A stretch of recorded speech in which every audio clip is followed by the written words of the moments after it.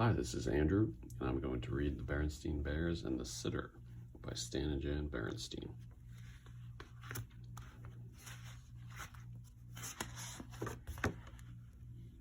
Mom and Dad are going out.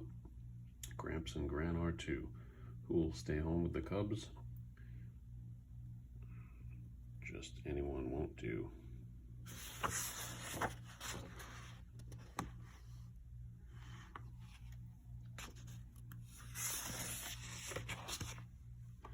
"What's this?" said Papa Bear as he took the day's mail from the Bear's family mailbox.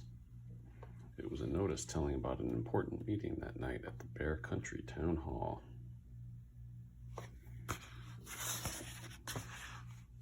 Mama Bear called up Grizzly Gran. Brother and Sister Bear sometimes stayed with Gramps and Gran when Mama and Papa Bear had to be away. But Gramps and Gran were planning to go to the meeting too, so Brother and Sister couldn't stay with them. Or with Aunt Maud, or Cousin Wilbur. They were going to the meeting too. "Why can't we go with you?" asked Sister, beginning to get a little upset. "Yeah," asked Brother Bear. "Because," said Papa, "this meeting is for grown-ups, and besides, it won't be over until late, way past your bedtime." "Well, where are we going to stay?" the cubs wanted to know. "You're going to stay right here," said Mama, as she put down the phone. "Alone?" asked Sister. "Of course not," said Mama. "I've arranged for a sitter." "A sitter?" said Brother. "Who is it going to be?" asked Sister.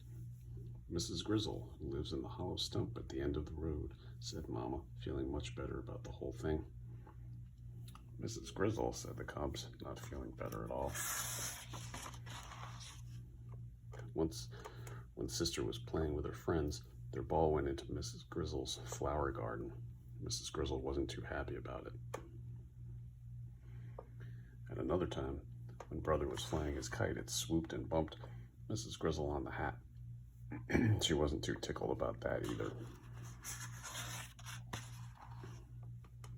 Later that evening, after the supper things had been cleaned up, Mama and Papa got ready to go to the town meeting. "But who's going to scrub our backs, read us a story, and tuck us in?" asked Sister, still a little nervous about the idea of a sitter. "I understand that Mrs. Grizzle has raised 7 cubs of her own," said Mama, putting on her hat, "and I'm sure she's a perfectly good back scrubber, story reader, and tucker inner." "She's not going to scrub my back," Brother Bear said under his breath. Mrs. Grizzle came walking up the path to the Bear's treehouse right on time. There was no question about it. It was the same Mrs. Grizzle who got bopped with the kite and didn't like cubs tromping on her flowers. She was very large, almost as big as Papa, and she carried a drawstring bag.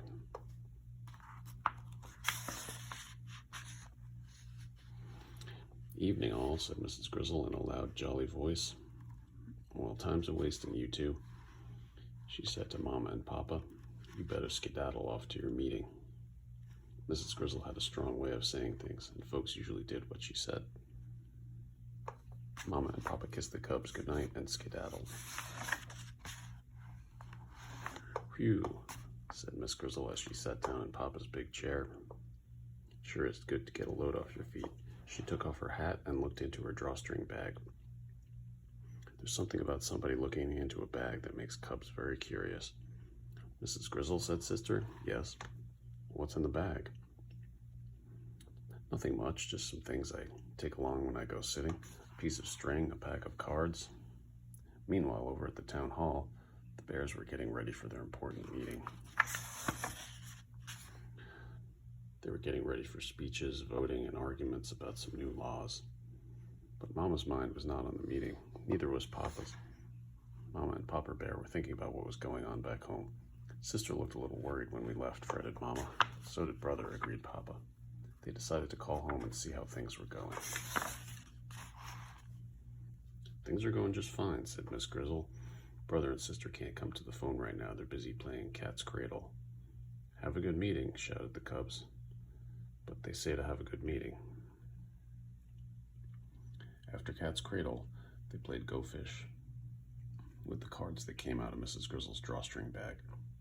Then they played tiddlywinks with a special set of winks that Mrs. Grizzle had made out of polished stones and a snail shell cup.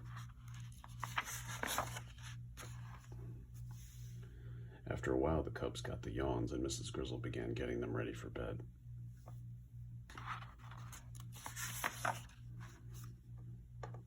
And she didn't indeed turn out to be a very good back scrubber.